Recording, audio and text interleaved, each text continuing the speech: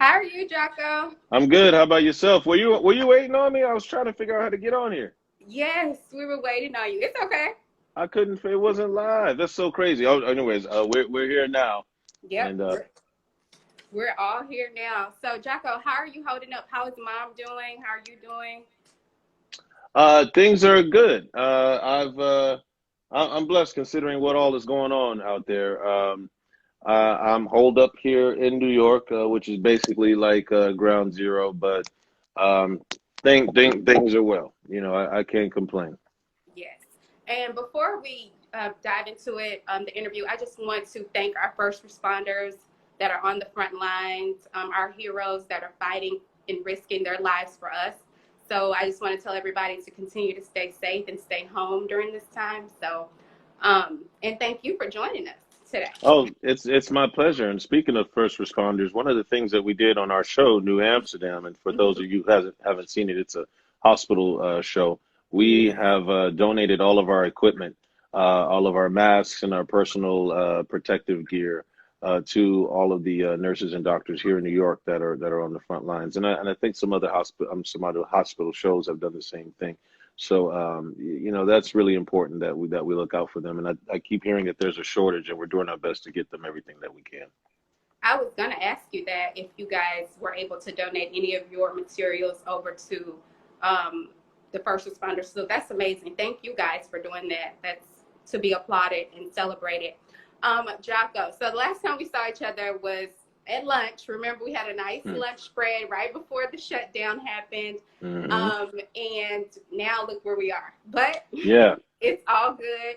And also, speaking of first responders, you have fans who are young and old. My Hmm. 7-year-old niece, Peyton, in Texas, loves Dr. Reynolds. She's like, Oh, TT, please ask him questions for me. I'm like, okay, I'll and you try. said her name is Peyton? Peyton, yes.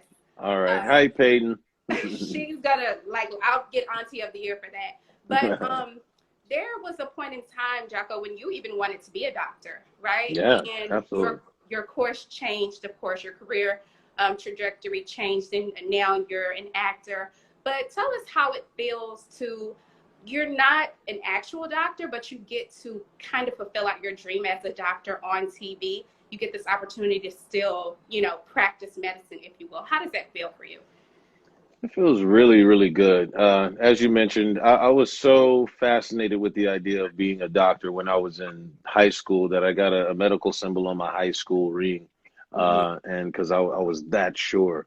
And I was so sure that I got to college my first year and decided that I didn't want to be in school for the next 12 years. So I changed my mind. Right. And I took a theater course, fell in love with theater, Mhm. moved from Texas to California, got my BA in theater at UCLA, and started auditioning and booking jobs quickly. But once I started working professionally, which has now been like 16 years, I Yes. always wanted to obviously play a doctor, Mhm. and this role came along, and it's just amazing. So it does feel like a dream come true. I feel like I'm kind of cheating because I don't, I get to have all the perks and the accolades in one way or another of playing the role of a doctor, but I didn't have to go to school for that long. So I really appreciate all of those who take care of us. I Yes. don't think they get enough love and attention and support. And we have real doctors and nurses with us every day on our set, making sure that we're doing everything correctly. I always bring up Dr. Jeff, who's a 28-year veteran who's standing right next to me and the scenes when I'm doing surgery to make sure that I do them perfectly. So it's great. And then they're with us by day, and at night they go and they work in the hospitals, and they're on the front lines right now as we speak. That's beautiful. So also when we last spoke, Jocko, we talked a little bit about where season two was headed and what was to come Hmm. with season two. But now the season has been cut short. So will fans get to still see those episodes that won't air that got cut short from season two? And also, will we get the pandemic episode? Yeah, I hope that we'll get to see those episodes. We definitely didn't shoot them, Okay. as you mentioned, because we the production had to shut down for safety reasons, obviously. Mhm. But the stories that were written were Hmm. so good. I mean, I just as a fan, I was excited to see what we were going to do because there's a lot of things left open Hmm. now because we didn't get to finish it. Namely, the question about Dr. Reynolds: is he gone for good? Is he coming back? Will we see a piece of him maybe in San Francisco? Will there possibly be a spinoff? Well, all of those won't be answered in the near future. We'll have to wait until we pick back up production, and you'll at least hear some stories of Dr. Reynolds, or perhaps see him on the screen. I can't reveal which of the two will happen. Also, we have there's a lot. There's a lot. I don't want to reveal anything, but there was some good stuff in that stuff. So I hope when we come back, we get to do it. Have there been any talks of when season 3 will return, or a possible date that we can look forward to for that? Well, hopefully the country and the world will be back on its feet within the next month or two. That would be remarkable. And if so, if we could stay on schedule, we were planning on starting to shoot season 3 in July. Right. And of course, we have to wait and see how that goes now due to the pandemic. Well, thank you for answering the question about Dr. Reynolds, because people are sending me DMs. Ask him, is he coming back? Is he getting a spinoff? What's going on with him? So I know I you love can't it. talk too much about it, but thank you for giving us something. Oh, listen, and I'll even say as a fan, and this is no spoiler. Hmm. This is me not revealing anything. As a fan, I would say that I wouldn't worry too much for people. I would expect to see more of Dr. Reynolds in some capacity. You heard it, you guys. Yeah, stay tuned. And that's me, watching the show. This is what I would speculate. And Right. and I, just hang in there, and no matter what happens, it's such a fantastic, wonderful, wonderful show. It's so meaningful, just that Yes. it has been good, and it's been good to be a part of something that has meant something to people. You need a box of Kleenex every week when you tune in, and you get to laugh and have a good time and learn at the same time. Yes. About the medical field, Right. and what it's like just on the patient side and on the doctor side to see what they go through. So such a great show. If you guys haven't seen it, by the way, you want to go to Hulu or NBC.com and catch up on past episodes. There's no time than the present, No to time. watch. No time better than the present than to do that. This is true. And then a good escape, right? To escape Hmm. all of the news and everything, and come and watch doctors like yourself on TV, Yes, getting it done, yes, right? On the front lines too. So, absolutely. also, the coronavirus is disproportionately affecting the African American communities at a high rate. And I know you've been very vocal about your position on the show, and how oftentimes African Americans will neglect to go to the doctor, especially males will probably not go to the doctor because they're busy, they're working, they're doing other things, and just going to the doctor is not a top priority. And so we're seeing now how this virus, although it's not a racist virus, it sees no color, it is affecting the African American communities. What do you say, Jocko, to people in our communities who still feel like this virus can't affect me? I'm immune to this virus. It won't hurt me. What do you say to those people? Well, I think you're going to have people in every community Hmm. who are going to be the naysayers. Um, but the reality is it is what it is. Right. People are free to do as they please, and hopefully the majority of the world will adhere to what is smart, and not only for the sake of their own lives, but for everybody else. Yes, in the African American community, we have struggled with not only historically but today, looking out for ourselves and each other, and making sure that we go get checked up and get to the hospital. And some of us have had very limited access to health care, and due to social injustice, to say the least, of the past, we've had a lot of PTSD Hmm. when it comes to dealing with hospitals. We had, of course, experiments like the Tuskegee Airmen experiment, when they would give black airmen in the military, they purposely gave them syphilis without letting them know, so they can test and see what was going on. So that made the Black community for generations after, very afraid of going to the doctor and not trusting.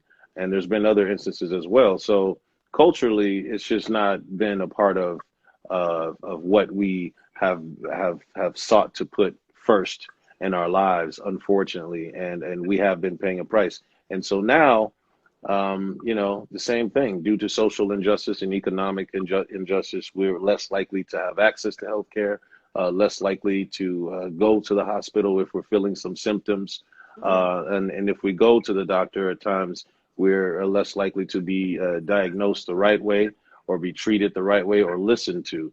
And I don't know how we can change that. And it's very unfortunate. I was just watching a video last night of a young woman, African American woman, who went into the doctor, and she said the doctor just didn't give her any sort of COVID-19 or coronavirus test, but just diagnosed her with it. And it's officially there on her paper. And it just reminds me of the stories that I've heard constantly of how we are treated as a people when we go into the hospital. So now is not the time, for sure, to play around with Right. anything. Right. The death is real. I've already know someone who's passed away, so this is definitely real. Definitely. Jocko, so are you cooking during quarantine? I What know you you think? love to cook What you some think? gumbo.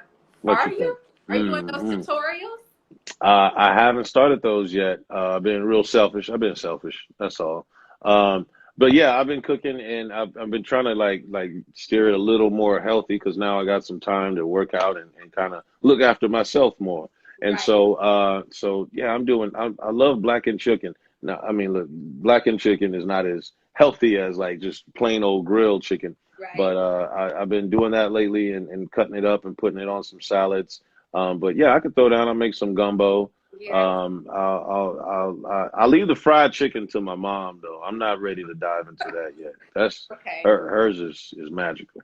Leave that to Mama. What are your Hmm. plans for Easter? Are y'all Zooming or FaceTiming? What are I'll y'all gonna do? Yeah, I'm definitely going to talk to my mom because I think this might be the first Easter we haven't been around each other or been in the same city. Yeah. So yeah, I'm definitely going to FaceTime mom. I'm going to get a little bit of the. I think Joel Osteen is doing a huge Yes. event Yes. With that Tyler looks like, Perry. yeah, Yep. with Tyler Perry, Mariah Carey.